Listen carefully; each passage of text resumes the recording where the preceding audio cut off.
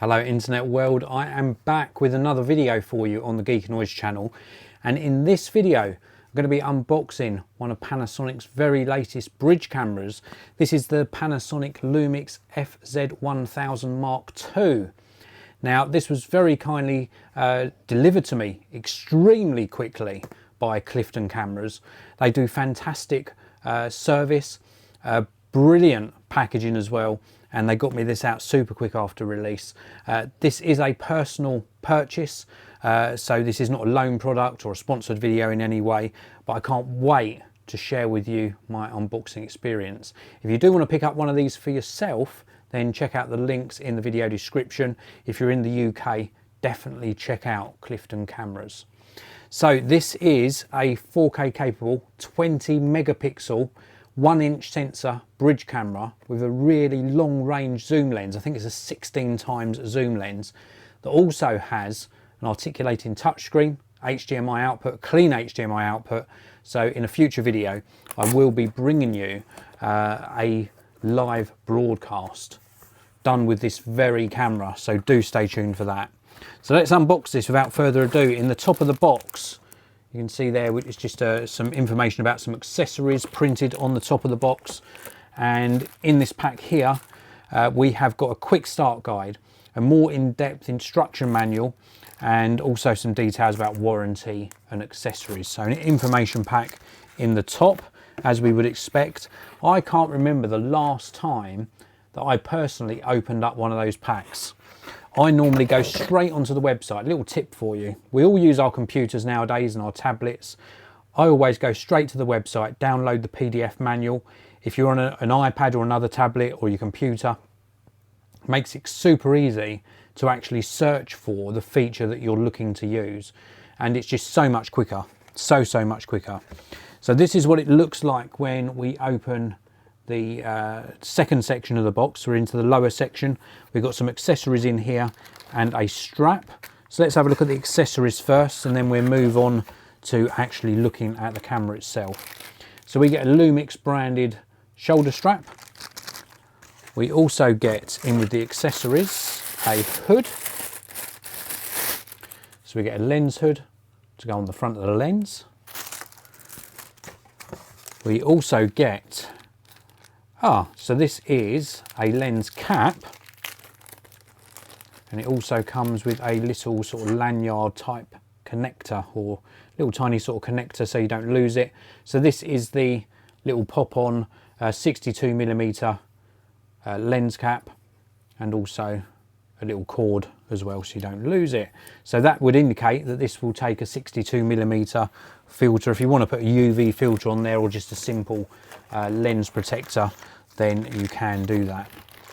Also in the box we get a battery, which is essential. I don't think the battery's changed from the previous model. This is the Panasonic DMW BLC 12E 7.2 volt 1200 milliamp hour 8.7 watt hour battery. That's what that looks like.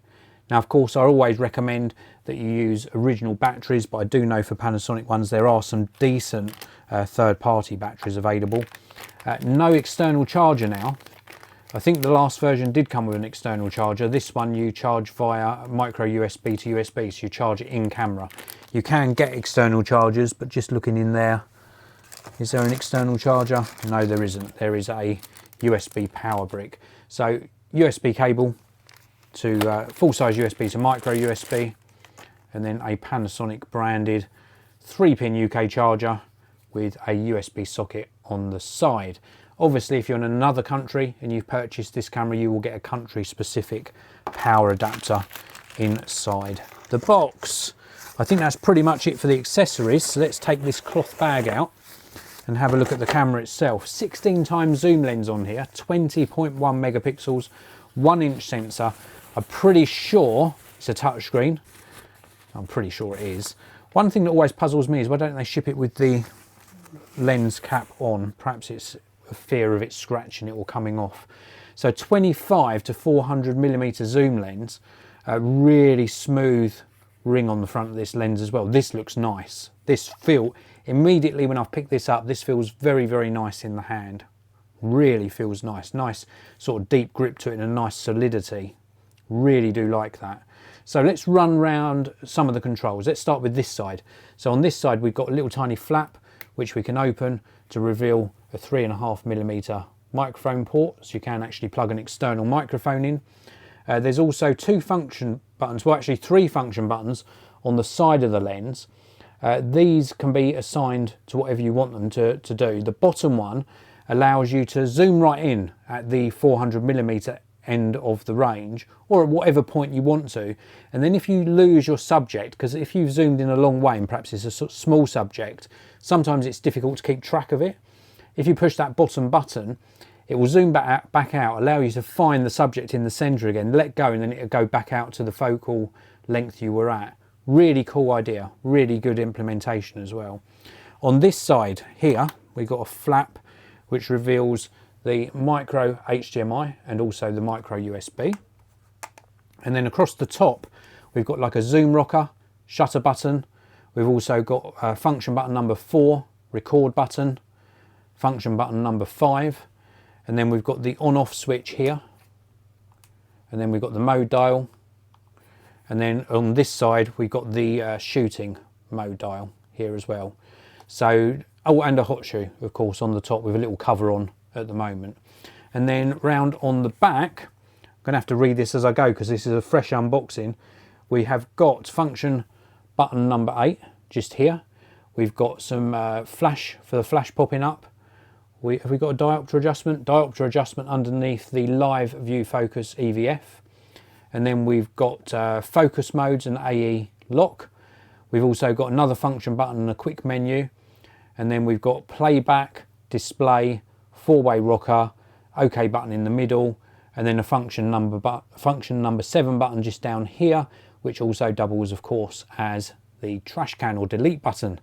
And then we have got the flip out fully articulating screen, which allows us to use this as a vlogging camera should we so wish to, and that obviously folds back neatly onto the body as well. And then on the bottom we can open up the flap there. So we've got the flap just there which accommodates the battery, the SD card, and also the threaded mount for a tripod. Really nice grip, as I said earlier, nice deep grip, and also this sort of shaped piece on the back so your thumb falls into place nicely. It feels really nice. It is a very nice feeling camera. Wow, I do like this. Of note, there's also a nice little red ring around the back of the lens there.